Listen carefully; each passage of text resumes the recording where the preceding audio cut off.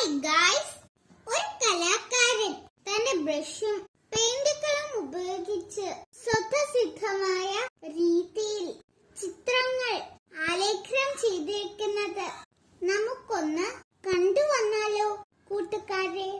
ഒരു ചിത്രരചനയിലൂടെ കലാകാരൻ എന്താണോ മനസ്സിൽ വിചാരിച്ചിരിക്കുന്നത് അത് തന്റെ കലയിലൂടെ മറ്റുള്ളവരെ അറിയിക്കുന്നു.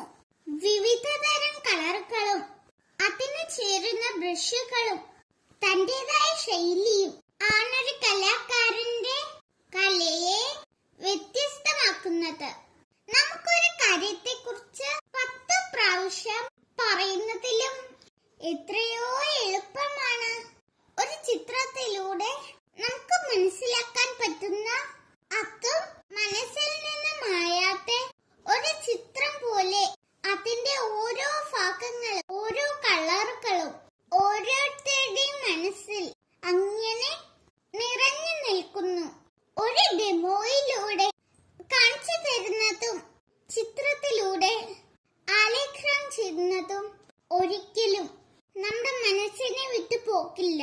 അതാണ് ചിത്രത്തിന്റെ മഹാത്മ്യം. കലാകാരൻ ചെറിയ വരകളിലൂടെ അതൊരു സൃഷ്ടിയാക്കുന്നു.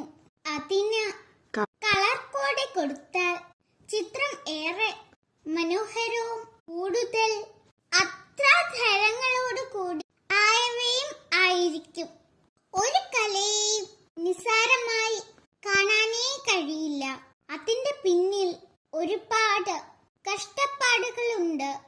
ആ കല പൂർണ്ണമായി കഴിയുമ്പോൾ കലാകാരൻ ഉണ്ടാക്കുന്ന സന്തോഷം അത് അതിരുകളില്ലാത്തവയാണ്.